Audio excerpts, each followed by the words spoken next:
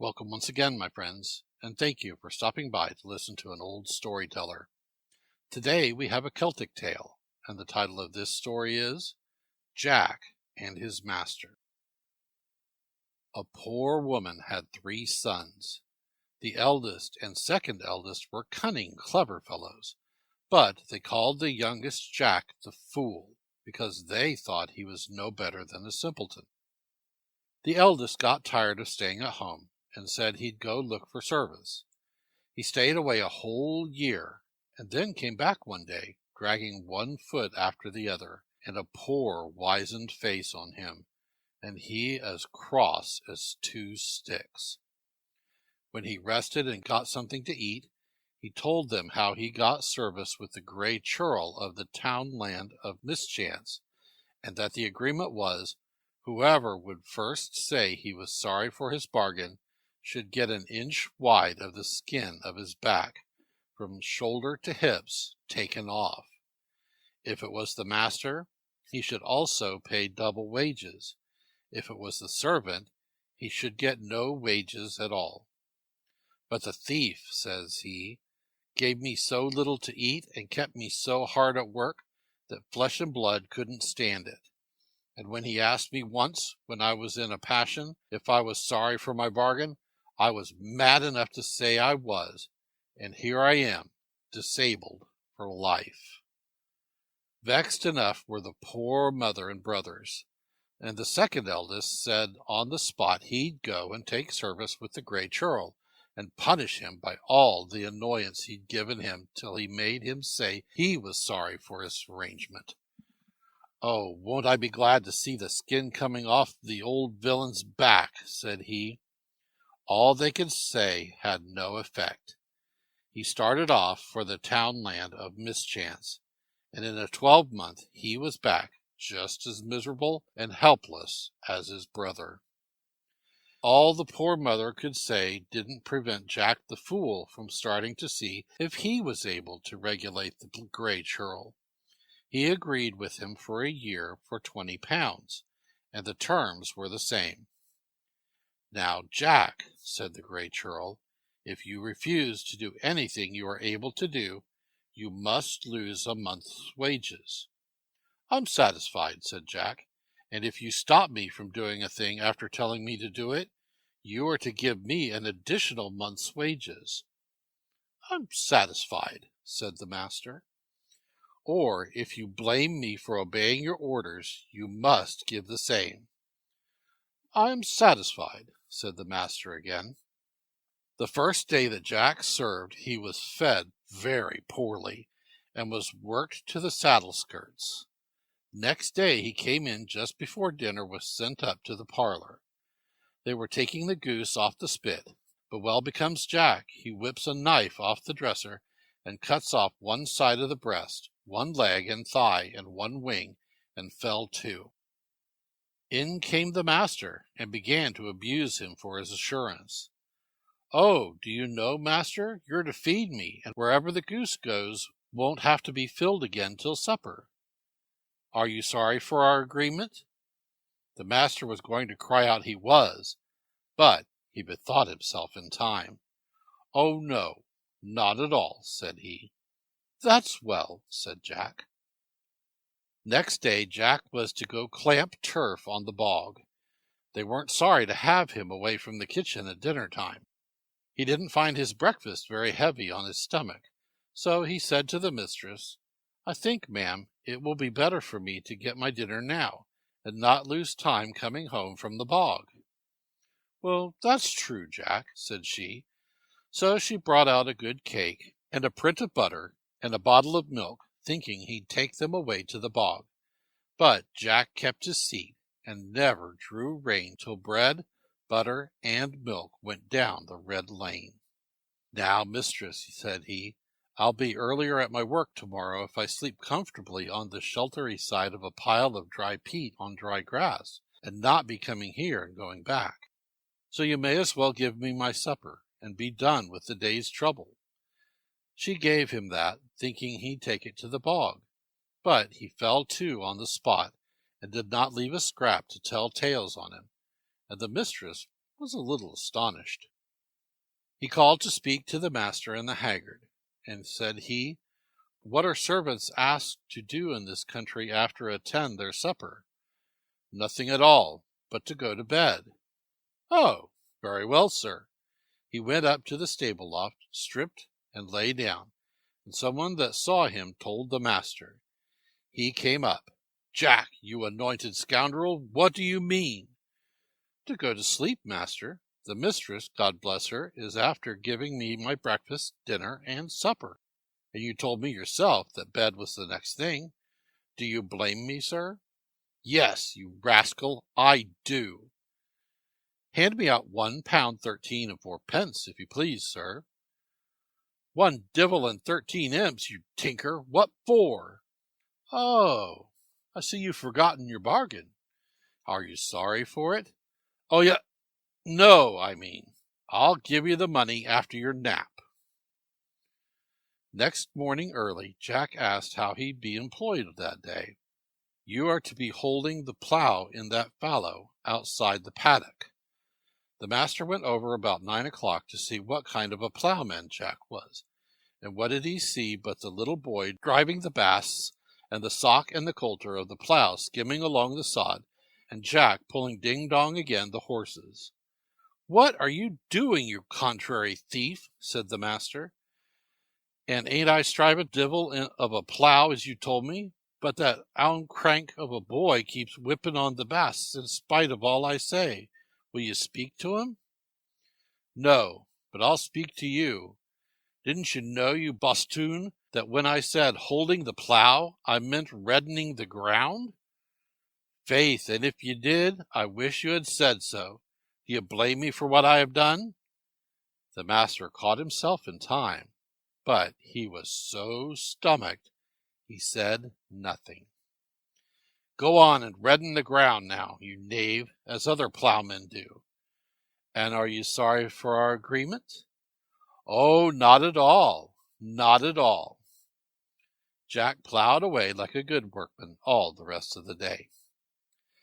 In a day or two the master bade him go and mind the cows in a field that had half of it under young corn. "Be sure particularly," said he, "to keep Brownie from the wheat. While she's out of mischief, there's no fear of the rest." About noon he went to see how Jack was doing his duty, and what did he find but Jack asleep with his face to the sod, Brownie grazing near a thorn tree, one end of a long rope round her horns, and the other end round the tree, and the rest of the beasts all trampling and eating the green wheat. Down came the switch on Jack. "Jack, you vagabond, do you see what the cows are at?" "And do you blame me, master?" "To be sure, you lazy sluggard, I do." "Hand me out £1 13 and 4 pence, master. You said if I only kept Brownie out of mischief, the rest would do no harm. And there she is, as harmless as a lamb.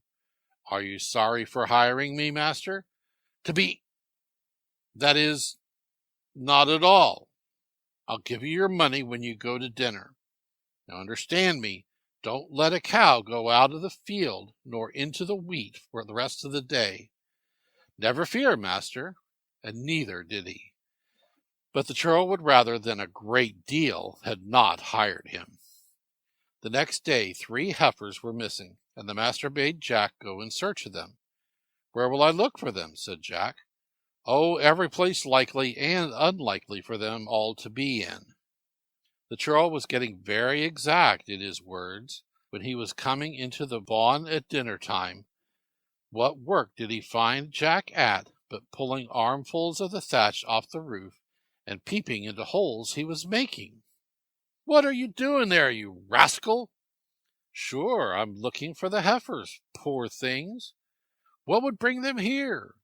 I didn't think anything could bring them in it, but I looked first in the likely places, that is, the cow-houses and the pastures and the fields next to 'em, and now I'm looking in the unlikeliest places I can think of. Maybe that's not pleasing to you, it is?" "And to be sure it isn't pleasing to me, you aggravating goose-cap." "Please, sir, hand me £1 13 and 4 pence before you sit down to your dinner." I'm afraid it's sorrow that's on you for hiring me at all.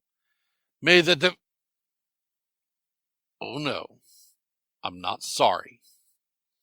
Will you begin, if you please, and put in the thatch again, just as if you were doing it for your mother's cabin? Oh, faith I will, sir, with a heart and a half. And by the time the farmer came out from his dinner, Jack had the roof better than it was before, for he made the boy give him new straw. Says the master when he came out, "Go, Jack, and look for the heifers, and bring them home." "And where will I look for 'em?" "Go and search for them as if they were your own." The heifers were all in the paddock before sunset. Next morning, says the master, "Jack, the path across the bog to the pasture is very bad. The sheep does be sinking in it every step. Go and make the sheep's feet a good path." About an hour after he came to the edge of the bog, and what did he find Jack at but sharpening a carving knife, and the sheep standing or grazing around. "Is this the way you are mending the path, Jack?" said he. "Everything must have a beginning, master," said Jack, "and a thing well begun is half done. I am sharpening the knife, and I'll have the feet off every sheep in the flock while you'd be blessing yourself." "Feet off my sheep, you anointed rogue! And what will you be taking their feet off for?" "Ah, sure, to mend the path as you told me. Says you, Jack, make a path with the foot of the sheep." "Oh, you fool, I meant make good the path for the sheep's feet." "It's a pity you didn't say so, master. Hand me out £1 13 and 4 if you don't like me to finish my job." "Divil do you good with your £1 13 and 4. "It's better pray than curse, master. Maybe you're sorry for your bargain?" "And to be sure I am. Not yet, anyway." The next night the master was going to a wedding, and he said to Jack before he set out, "I'll leave at midnight, and I wish you to come and be with me home, for fear I might be overtaken with the drink. If you're there before, you may throw a sheep's eye at me, and I'll be sure to see that they give you something for yourself." About 11 o'clock, while the master was in great spirits, he felt something clammy hit him on the cheek. It fell beside his tumbler, and when he looked at it, it was but the eye of a sheep. Well, he couldn't imagine who threw it at him, or why it was thrown at him. After a little he got a blow on the other cheek, and still it was by another sheep's eye. Well, he was very vexed, but he thought better to say nothing. In 2 minutes more, when he was opening his mouth to take a sup, another sheep's eye was slapped into it. He sputtered it out and cried, "Man of the house, isn't it a great shame for you to have anyone in the room that would do such a nasty thing?" "Master," said Jack, "don't blame the honest man. Sure, it's only myself that was throwing them sheep's eyes at you, to remind you I was here, and that I wanted to drink the bride and bridegroom's health. You know yourself bade me." "I know that you are a great rascal. And where did you get the eyes?" "And where would I get 'em but the heads of your own sheep? Would you have me meddle with the base of any neighbor, who might put me in the stone jug for it? Sorrow on me that I ever had the bad luck to meet with you." "You're all witness," said Jack, "that my master says he is sorry of having met with me. My time is up. Master, hand me over double wages, and come into the next room, and lay yourself out like a man that has some decency in him, till I take a strip of skin an inch broad from your shoulder to your hip." Everyone shouted out against that. "But," says Jack, "you didn't hinder him when he took the same strips off the backs of my 2 brothers, and sent them home in that state, and penniless, to their poor mother." When the company heard the rights of the business, they were only too eager to see the job done. The master bawled and roared, but there was no help at hand. He was stripped to his hips and laid on the floor in the next room, and Jack had the carving knife in his hand ready to begin. "Now, you cruel old villain," said he, giving the knife a couple of scrapes along the floor, "I'll make you an offer. Give me, along with my double wages, 200 guineas to support my poor brothers, and I'll do without the strap. No, said he, I'd let you skin me from head to foot first. Here goes, then, said Jack with a grin. But the first little scar he gave, Churl roared out, Stop your hand! I'll give you the money. Now, neighbors, said Jack, you mustn't think worse of me than I deserve. I wouldn't have the heart to take an eye out of a rat itself. I got a half-dozen of them from the butcher, and only used 3 of them. So all came again into the outer room, and Jack was made to sit down, and everybody drank his health, and he drank everyone's health at one offer. And 6 stout fellows saw himself and the master home, and waited in the parlor while he went up and brought down the 200 guineas and double wages for Jack himself. When he got home, he brought the summer along with him to the poor mother and the disabled brothers, and he was no more Jack the Fool in the people's mouths, Skin Churl Jack. Thank you once again for listening to this story. If you enjoyed this story, please press that like button. Also, please help an old storyteller out by subscribing to my channel. The next story will be posted in a few days, so until then, may your story continue to be a good one.